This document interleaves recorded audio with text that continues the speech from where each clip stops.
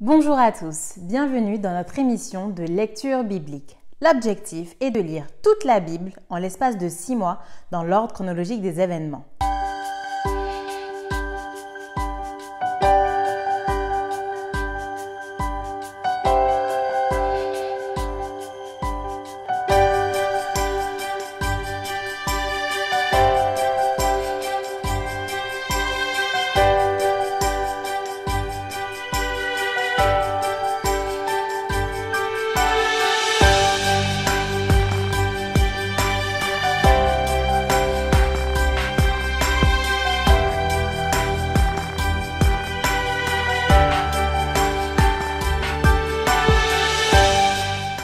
Cette émission vous est proposée par l'Église adventiste du 7e jour d'Évry. Si vous voulez suivre ce plan, vous pouvez cliquer sur le lien dans la description. N'hésitez pas non plus à vous abonner à notre chaîne Évry Adventiste afin de recevoir toutes les nouvelles vidéos de lecture. Restez jusqu'à la fin car nous vous proposerons une méditation concernant le texte du jour. Aujourd'hui, nous lirons le livre de Nombre du chapitre 26 à 30. Nombre, chapitre 26. À la suite de cette plaie, l'Éternel dit à Moïse et à Éléazar, fils du sacrificateur Aaron : « Faites le dénombrement de toute l'assemblée des enfants d'Israël depuis l'âge de 20 ans et au-dessus, selon les maisons de leurs pères, de tous ceux d'Israël en état de porter les armes. » Moïse et le sacrificateur Éléazar leur parlèrent dans les plaines de Moab, près du Jourdain, vis-à-vis de Jéricho. Ils dirent : « On fera le dénombrement depuis l'âge de 20 ans et au-dessus, comme l'Éternel l'avait ordonné à Moïse et aux enfants d'Israël quand ils furent sortis du pays d'Égypte. Ruben, premier-né d'Israël, fils de Ruben, Enoch, de qui descend la famille des Énochites, Palu, de qui descend la famille des Paluites, Hetzron, de qui descend la famille des Hetzronites, Carmi, de qui descend la famille des Carmites. Ce sont là les familles des Rubénites. Ceux dont on fit le dénombrement furent 43 730. Fils de Palu, Eliab, fils d'Eliab, Némuel, Dathan et Abiram. C'est ce Dathan et cet Abiram qui étaient de ceux que l'on convoquait à l'assemblée et qui se soulevèrent contre Moïse et Aaron dans l'assemblée de Corée lors de leur révolte contre l'Éternel. La terre ouvrit sa bouche et les engloutit avec Corée, quand moururent ceux qui s'étaient assemblés et que le feu consuma les 250 hommes. Ils servirent au peuple d'avertissement. Les fils de Corée ne moururent pas. Fils de Siméon selon leur famille. De Némuel descend la famille des Némuélites. De Jamin, la famille des Jaminites. De Jaquin, la famille des Jaquinites. De Zérak, la famille des Zérakites. De Saül, la famille des Saülites.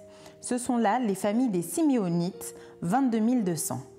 Fils de Gad, selon leur famille, de Tséphon descend la famille de Tséphonites, de Hagi, la famille des Hagites, de Shuni, la famille des Shunites, d'Ozni, la famille des Oznites, d'Éri, la famille des Érites, d'Arod, la famille des Arodites, d'Arééli, la famille des Aréélites. Ce sont là les familles des fils de Gad, d'après leur dénombrement, 40 500.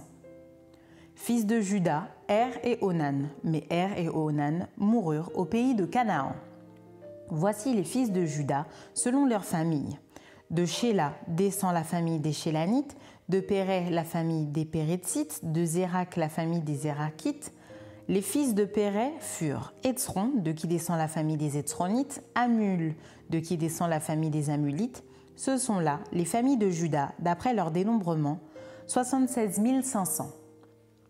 Fils d'Issachar, selon leur famille, de Tola, descend la famille des Tolaïtes, de Puva la famille des Puvites, de Jashub la famille des Jashubites, de Shimron la famille des Shimronites. Ce sont là les familles d'Issachar, d'après leur dénombrement, 64 300. Fils de Zabulon, selon leur famille. De Séred descend la famille des Sardites, d'Élon la famille des Élonites, de Jalel la famille des Jalélites. Ce sont là les familles de Zabulonites, d'après leur dénombrement, 60 500. Fils de Joseph, selon leur famille. Manassé et Éphraïm, fils de Manassé. De Makir descend la famille des Makirites. Makir engendra Galaad. De Galaad descend la famille des Galaadites. Voici les fils de Galaad. Jézer, de qui descend la famille des Jézérites. Élec, la famille des Élékites. Asriel, la famille des Asriélites, Sichem, la famille des Sichémites, Shémida, la famille des Shémidaïtes, Épher, la famille des Éphrites. Tselofshad, fils de Épher, n'eut point de fils, mais il eut des filles. Voici les noms des filles de Tselofshad: Machla, Noa, Ogla, Milka et Tirsta. Ce sont là les familles de Manassé d'après leur dénombrement, 52 700. Voici les fils d'Éphraïm selon leur famille.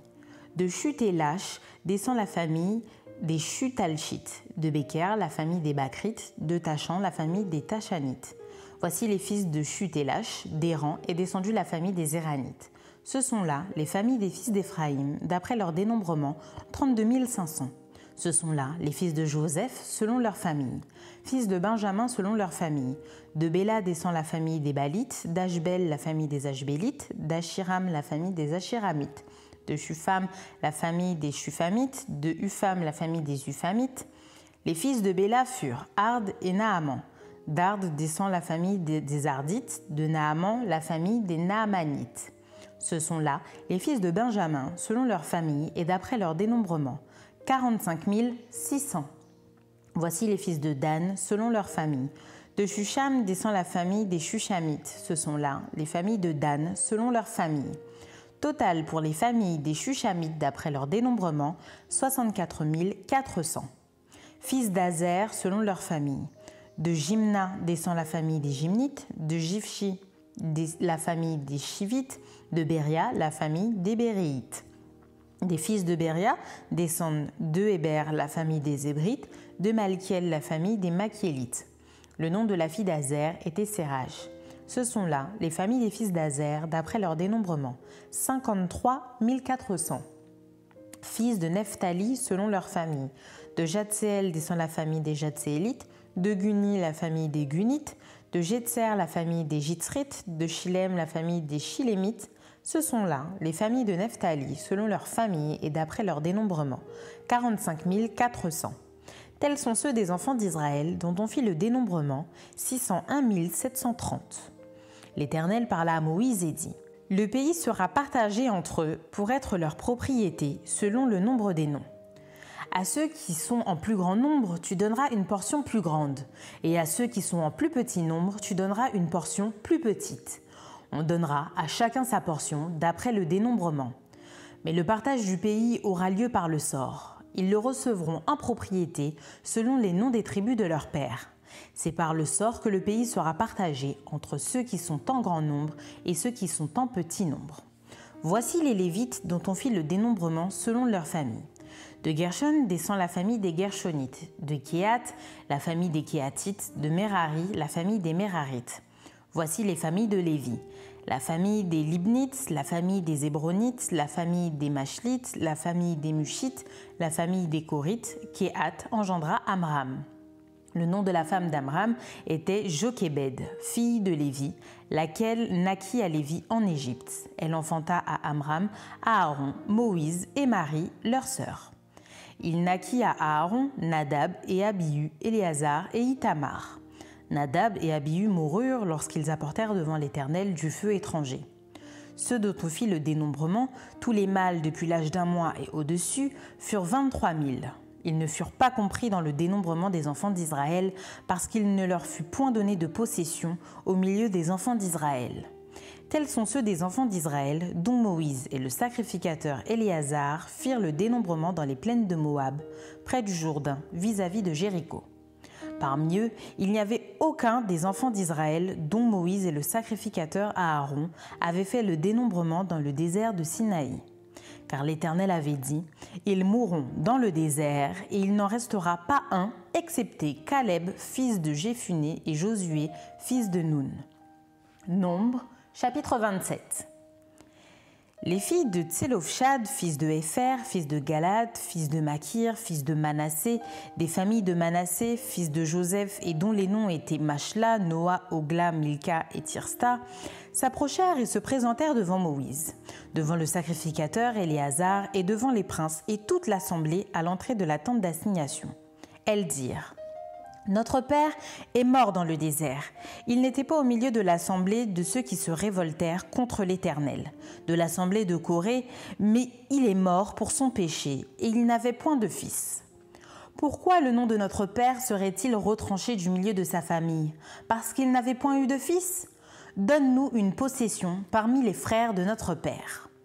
Moïse porta la cause devant l'Éternel. Et l'Éternel dit à Moïse: Les filles de Tselophshad ont raison. Tu leur donneras en héritage une possession parmi les frères de leur père, et c'est à elles que tu feras passer l'héritage de leur père. Tu parleras aux enfants d'Israël et tu diras: Lorsqu'un homme mourra sans laisser de fils, vous ferez passer son héritage à sa fille. S'il n'a point de fille, vous donnerez son héritage à ses frères. S'il n'a point de frère, vous donnerez son héritage aux frères de son père.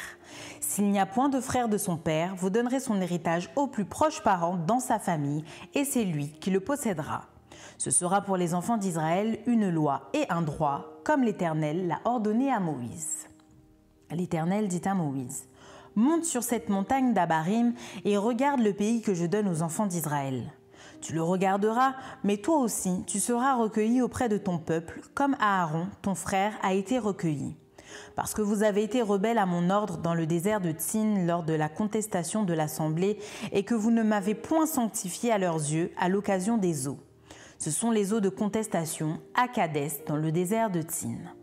Moïse parla à l'Éternel et dit: Que l'Éternel, le Dieu des esprits de toute chair, établit sur l'assemblée un homme qui sorte devant eux et qui entre devant eux, qui les fasse sortir et qui les fasse entrer, afin que l'assemblée de l'Éternel ne soit pas comme des brebis qui n'ont point de berger.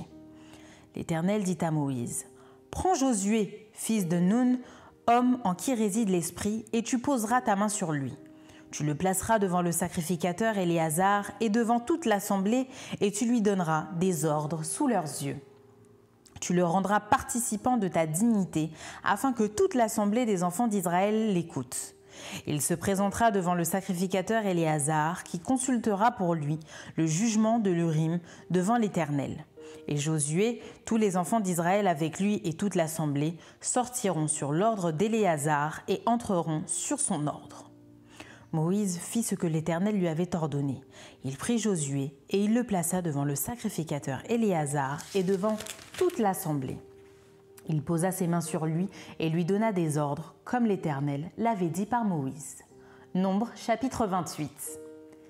L'Éternel parla à Moïse et dit: Donne cet ordre aux enfants d'Israël et dis-leur: Vous aurez soin de me présenter au temps fixé mon offrande, l'aliment de mes sacrifices consumés par le feu et qui me sont d'une agréable odeur.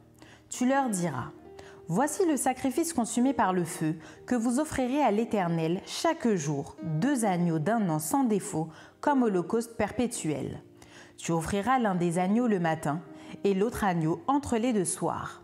Et pour l'offrande, 1/10 d'épha de fleur de farine pétrie dans 1/4 de hin d'huile d'olive concassée. C'est l'holocauste perpétuel qui a été offert à la montagne de Sinaï. C'est un sacrifice consumé par le feu, d'une agréable odeur à l'Éternel. La libation sera d'1/4 de hin pour chaque agneau. C'est dans le lieu saint que tu feras la libation de vin à l'Éternel. Tu offriras le second agneau entre les 2 soirs, avec une offrande et une libation semblable à celle du matin. C'est un sacrifice consumé par le feu, d'une agréable odeur à l'Éternel. Le jour du sabbat, vous offrirez 2 agneaux d'1 an sans défaut, et pour l'offrande, 2/10 de fleur de farine pétrie à l'huile avec la libation. C'est l'holocauste du sabbat pour chaque sabbat, outre l'holocauste perpétuel et sa libation. Au commencement de vos mois, vous offrirez en holocauste à l'Éternel 2 jeunes taureaux et 1 bélier et 7 agneaux d'1 an sans défaut. Et comme offrande pour chaque taureau, 3/10 de fleur de farine pétrie à l'huile, comme offrande pour le bélier, 2/10 de fleur de farine pétrie à l'huile, comme offrande pour chaque agneau, 1/10 de fleur de farine pétrie à l'huile.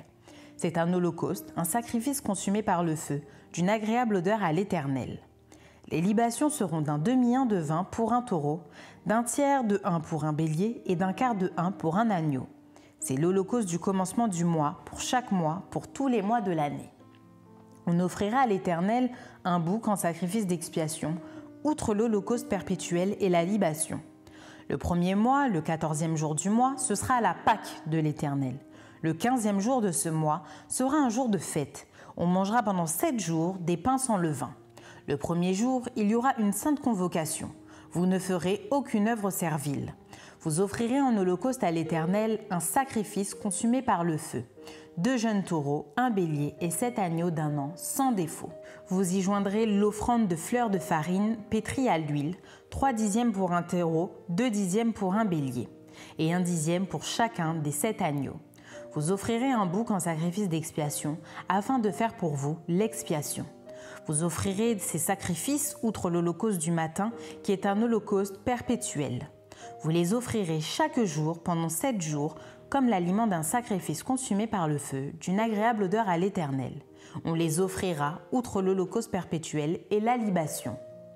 Le 7e jour, vous aurez une sainte convocation. Vous ne ferez aucune œuvre servile. Le jour des prémices, où vous présenterez à l'Éternel une offrande, à votre fête des semaines, vous aurez une sainte convocation. Vous ne ferez aucune œuvre servile. Vous offrirez un holocauste d'une agréable odeur à l'Éternel, 2 jeunes taureaux, un bélier et 7 agneaux d'un an.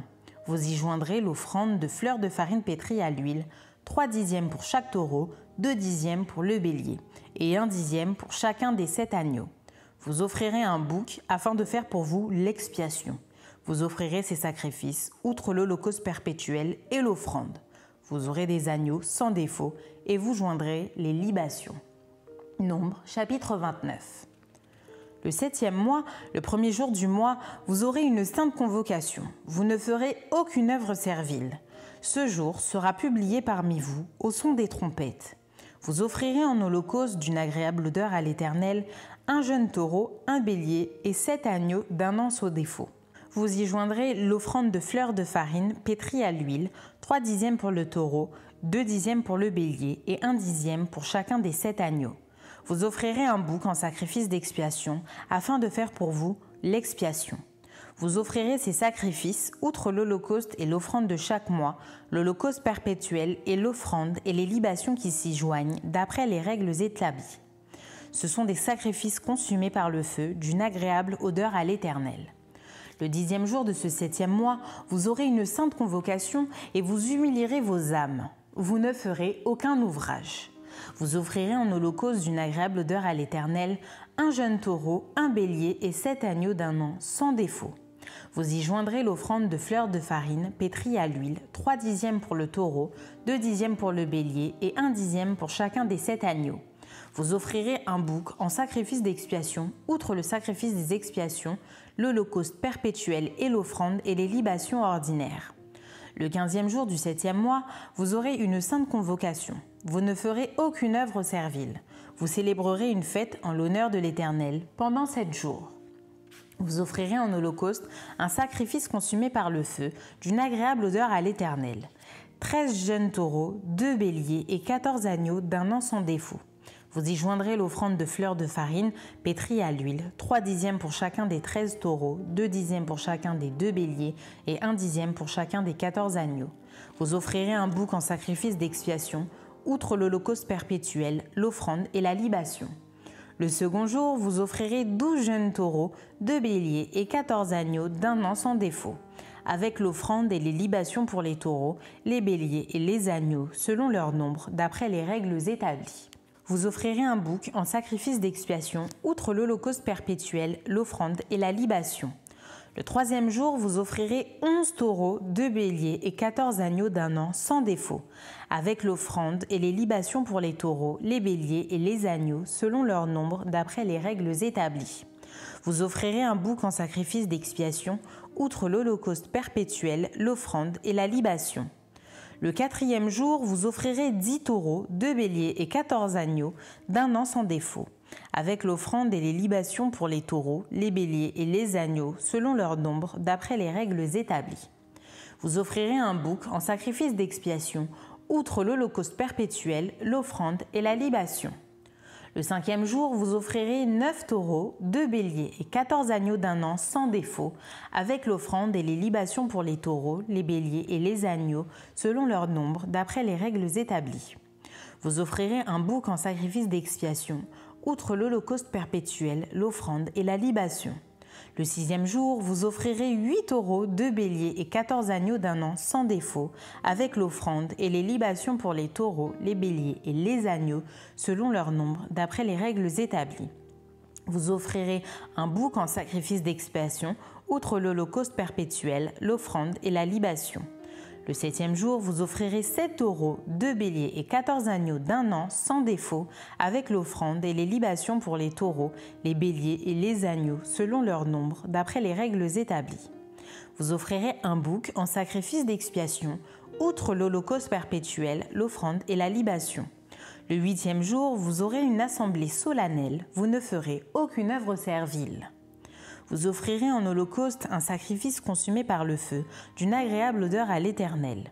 Un taureau, un bélier et 7 agneaux d'un an sans défaut, avec l'offrande et les libations pour le taureau, le bélier et les agneaux, selon leur nombre, d'après les règles établies. Vous offrirez un bouc en sacrifice d'expiation, outre l'holocauste perpétuel, l'offrande et la libation. Tels sont les sacrifices que vous offrirez à l'Éternel dans vos fêtes, outre vos holocaustes, vos offrandes et vos libations et vos sacrifices de prospérité en accomplissement d'un vœu ou en offrande volontaire. Nombre, chapitre 30.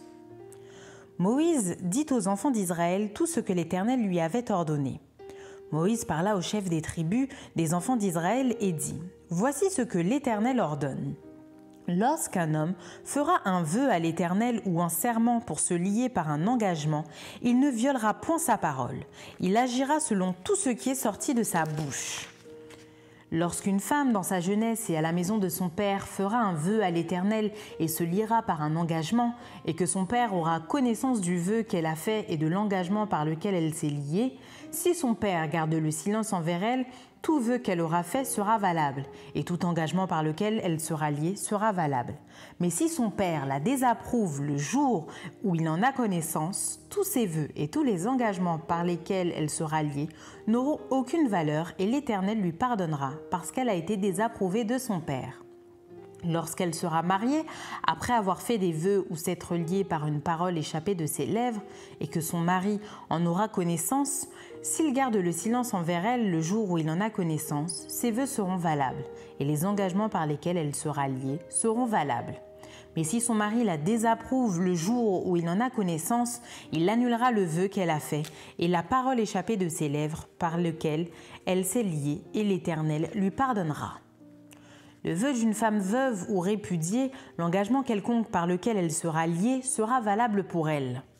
Lorsqu'une femme dans la maison de son mari fera des vœux ou se liera par un serment et que son mari en aura connaissance, s'il garde le silence envers elle et ne la désapprouve pas, tous ses vœux seront valables et tous les engagements par lesquels elle sera liée seront valables. Mais si son mari les annule le jour où il en a connaissance, tout vœu et tout engagement sorti de ses lèvres n'auront aucune valeur. Son mari les a annulés et l'Éternel lui pardonnera. Son mari peut ratifier et son mari peut annuler tout vœu, tout serment par lequel elle s'engage à mortifier sa personne. S'il garde de jour en jour le silence envers elle, il ratifie ainsi tous les vœux ou tous les engagements par lesquels elle s'est liée. Il les ratifie parce qu'il a gardé le silence envers elle le jour où il en a eu connaissance. Mais s'il les annule après le jour où il en a eu connaissance, il sera coupable du péché de sa femme. Telles sont les lois que l'Éternel prescrivit à Moïse entre un mari et sa femme, entre un père et sa fille, lorsqu'elle est dans sa jeunesse et à la maison de son père. Maintenant, place à la méditation.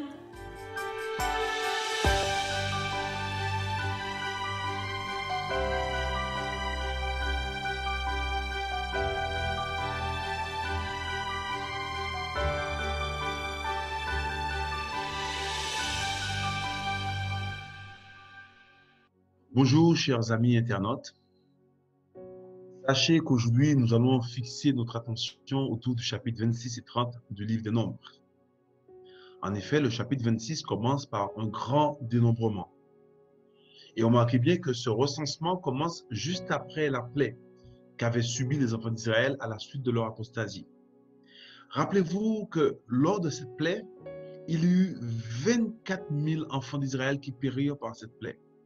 Et lorsque vous regardez la fin du chapitre 26, qui correspond à la fin du dénombrement, l'auteur du livre des Nombres rappelle qu'il n'y avait plus aucun des enfants d'Israël dont Moïse et le sacrificateur Aaron avaient fait le dénombrement dans le désert du Sinaï.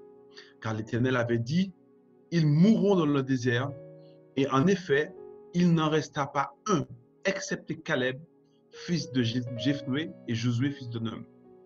Il vaut la peine de rappeler que toute une génération des enfants d'Israël mourut dans le désert, car depuis leur sortie d'Égypte, et ce, malgré toutes les interventions miraculeuses de Dieu à leur égard, ils n'ont cessé de tenter Dieu.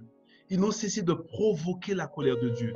Et pourtant, ils avaient affirmé la main sur le cœur au moment de l'intervention de Dieu au Sinaï, qu'ils allaient obéir à la parole de l'Éternel. Mais force est de constater que depuis cette fameuse déclaration, cette génération sortie d'Égypte trouvait à chaque fois plusieurs occasions afin de se détourner de la loi de Dieu. Ce fut d'abord le veau d'or, ensuite leur manque de foi à Kadesh Barnéa alors qu'ils étaient parvenus à la frontière de la terre promise, puis ce fut l'apostasie de Baal-Péor. Et c'est cette dernière apostasie qui fut à mon avis terrible, car les Hébreux s'étaient laissés séduire par les femmes madianites, à tel point qu'ils s'étaient adonnés à des passions dégradantes. Ils avaient été charmés par la musique des Madianites, par les danses, se sont laissés séduire par la beauté des prêtresses. Ainsi donc, leur volonté et leur conscience étant paralysées par le libertinage, des passions dégradantes également, eh bien, ils se laissèrent aller à se prosterner devant les idoles. Et ils offrirent même des sacrifices sur des autels païens et participèrent aux rites les plus dégradants. Ces pratiques infâmes avaient réussi à séparer Israël du vrai Dieu, et le peuple hébreu s'attacha à Baal-Péor. C'est ainsi que la colère de Dieu s'enflamma contre Israël. Et le châtiment divin infligé au peuple pour ce péché va faire périr tous les survivants de la catégorie nombreuse des gens qui, près de 40 ans plus tôt, avaient encouru la sentence que Dieu avait dit, ils mourront dans le désert.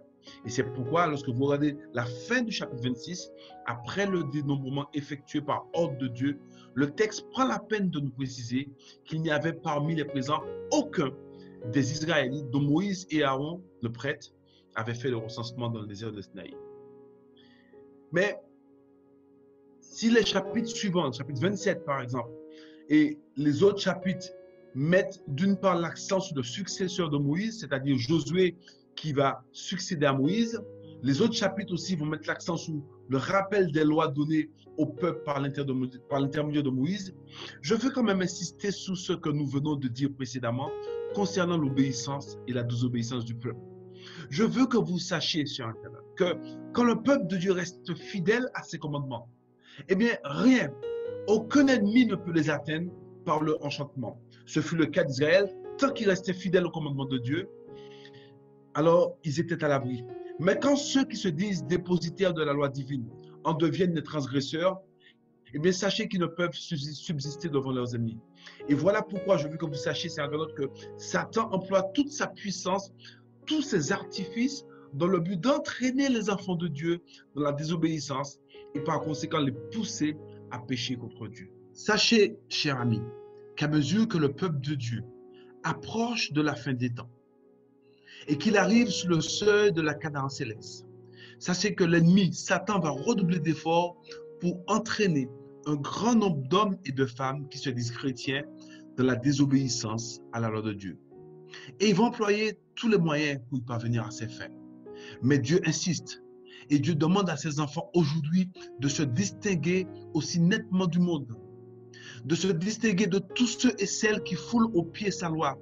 Et pour y parvenir, mes amis, pour pouvoir rester obéissants, il suffit aux enfants de Dieu de suivre scrupuleusement les enseignements et la parole de Dieu.